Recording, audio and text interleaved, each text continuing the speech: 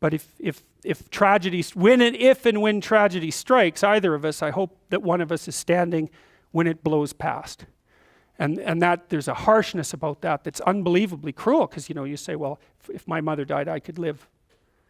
Well, what kind of monster are you exactly? The death of your mother doesn't do you in?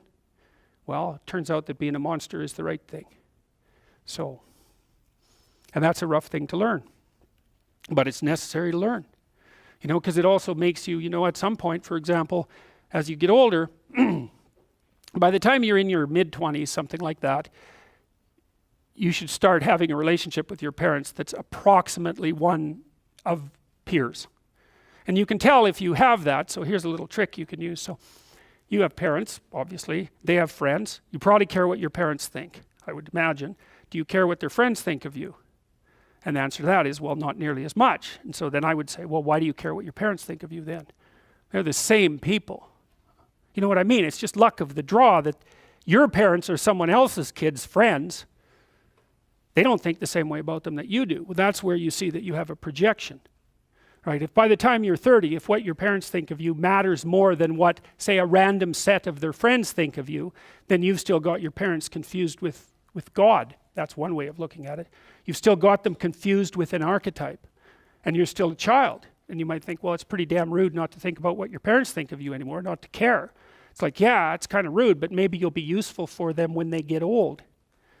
And that's a much better form of caring. It's like you're going to be independent enough and strong enough and detached enough so that when the power dynamic shifts, which it will, that you'll be the person that can carry things forward.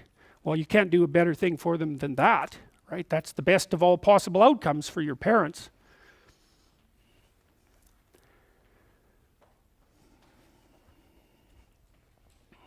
Well, you can think about the world this way. You can think about it as your orderly little plan. That's a place, and you can think about it as the place that things that disrupt your plan comes from.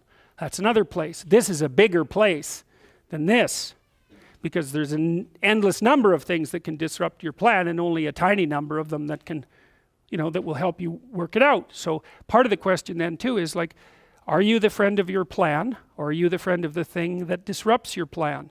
And I would say you should work to become the friend of the thing that disrupts your plan, because there's a lot of that.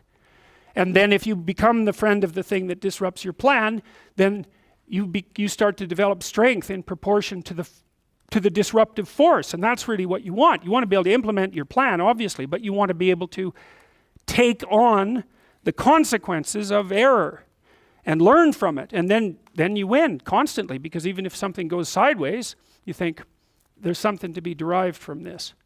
That's wisdom, fundamentally. So those are the eternal domains, right? There's the domain of order. That's a snake, by the way, and that's a domain of chaos. And that's the world. And maybe you're in the order and maybe you're in the chaos, but those can flip on you, and maybe you shouldn't be in either of those places. Maybe you should be right in the middle. And that's where you should be, as far as I can tell. And I think this is another escape from postmodern nihilism, let's say. That's actually a real place. It's not metaphysical, or maybe it is, but it's metaphysical if metaphysics is more real than physics. And you can tell when you're at that place, because that's a maximally meaningful place. And you drift in and out of it all the time in your life. And when things are really bad for you, you're not there hardly at all, right? Because everything's overwhelming you, or the things have become sterile. But if you watch your life, even over a week or two, you'll see that now and then you're there. Think, you stand up straighter, right? Because you're in the right place at the right time. And you think, aha, I got the forces of chaos and order properly balanced. It's unstable, and it'll fall apart on you. But you can practice bringing things together continually, and then you can end up so that you're there more often than not. And then that's a meta place. It's not a place, it's a meta place. And it's a place that you can be in all places.